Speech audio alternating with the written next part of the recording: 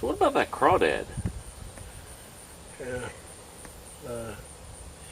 My first wife and I lived in St. Charles off of Elm Street, and there was a Clearwater Creek ran behind. It's like a storm runoff, and I was back there wading around in it.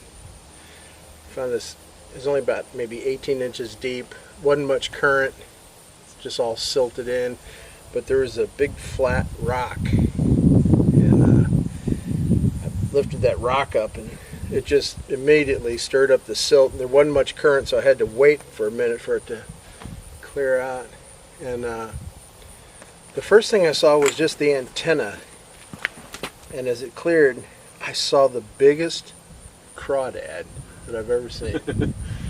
And so I reached down there and grabbed him behind the pincers. You know, he was trying to get me, but I took him, and I had a 55-gallon fish tank. I threw him in there, and it was just so neat. It had such a mixture of fish. Had a big bluegill in there, and some store-bought fish. But that crawdad just burrowed down in the sand underneath a rock, or I say sand, gravel. And he was just the apex predator of the tank. You know, he'd come out and fish would swim away. One day I reached in there and picked him out. I was just marveling at him, you know, a crustacean. And but I was looking at his pinchers. They were huge. They were like grass green and had like yellow nodules on them. And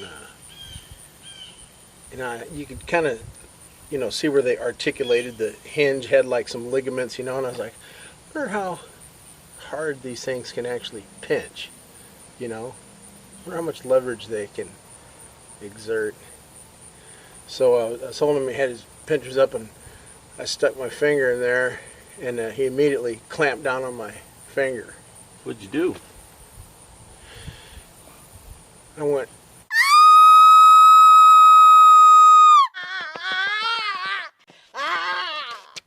ah! He was just hanging on, and I couldn't get him off. I was afraid I was going to pull his pincher off, so I just stuck him back in the water, and he let go and flipped down to the bottom, but I had two big grooves in there. Huh. Yeah, So it hurt a little. yeah, I was shocked at how much clamping force. No,